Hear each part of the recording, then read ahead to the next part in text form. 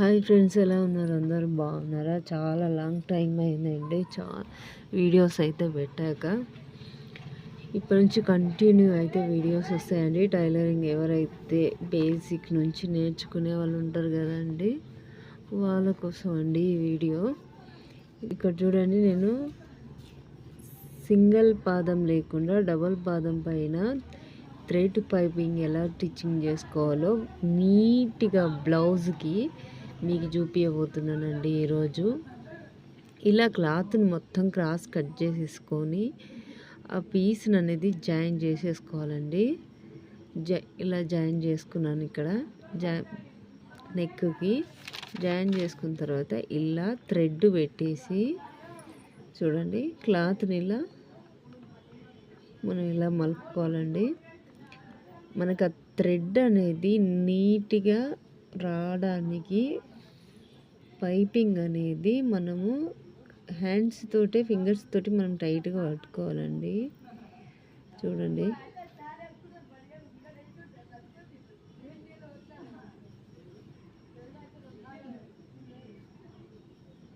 మనం క్లాత్ లూజ్గా అనేది అస్సలు వదలొద్దండి.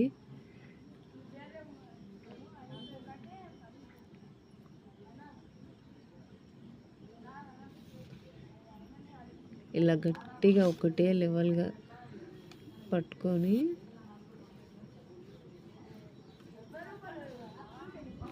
ఫస్ట్ టైం వేసే వాళ్ళకైతే కొంచెం ఇబ్బంది అవుతుందండి. మీరు ఏం కాదు, 2 సార్లు 3 సార్లు వేసారనుకో మీకే వచ్చేస్తుందండి. ఏదే కానీ ఫస్ట్ టైం రాదు కదా. ఇదిగోండి, ట్రై అయితే మీకు చేయండి, కంపల్సరీ వస్తుందండి. ఇది పెద్ద పని కాదు.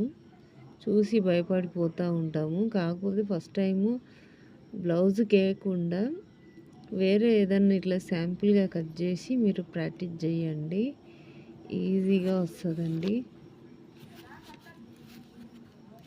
ఇది స్లోగా వేయాలండి. స్పీడ్గా వేసామంటే ఇంకా మనకి కొంచెం అటు ఇటు అవుతుంది. చాలా స్లోగా వేయాలండి. చూడండి ఎంత సన్నగా, ఎంత బాగా వస్తుంది చూడండి. ఇది థ్రెడ్ పైపింగ్ ఏంటి అంటే మనకు ఒకటే లెవెల్ వచ్చేస్తుంది, నీట్గా ఉంటుందండి ఫినిషింగ్. ఇప్పుడు కస్టమర్స్ బ్లౌజ్ నీట్గా ఫినిషింగ్ అనేది ఇస్తేనే కదా అండి వాళ్ళు సాటిస్ఫాక్షన్ అయ్యేది. ఇలా మొత్తం అండి కొంచెం టైం అయితే పడుతుందండి బాగానే ఇదంతా వేయడానికి మాత్రం.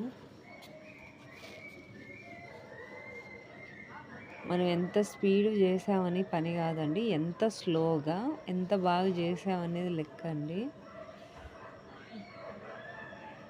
కొంతమంది నా దగ్గర నేర్చుకునే వాళ్ళు వస్తారు, కాకపోతే వాళ్ళు ఏంటంటే స్పీడ్నెస్ అనేది చాలా ఎక్కువ ఉంటుందండి.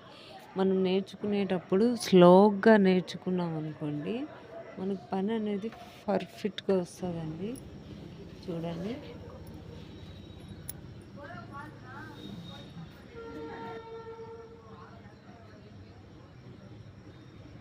చూడండి ఇలా స్లోగా వేయాలండి.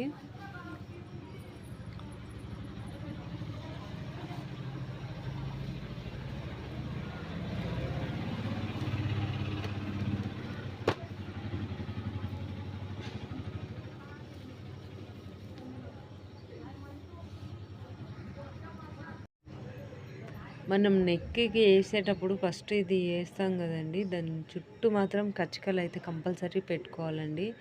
కచ్చికలు పెట్టుకోకపోతే ఇంత నీట్గా అయితే ఫినిషింగ్ అయితే రాదండి.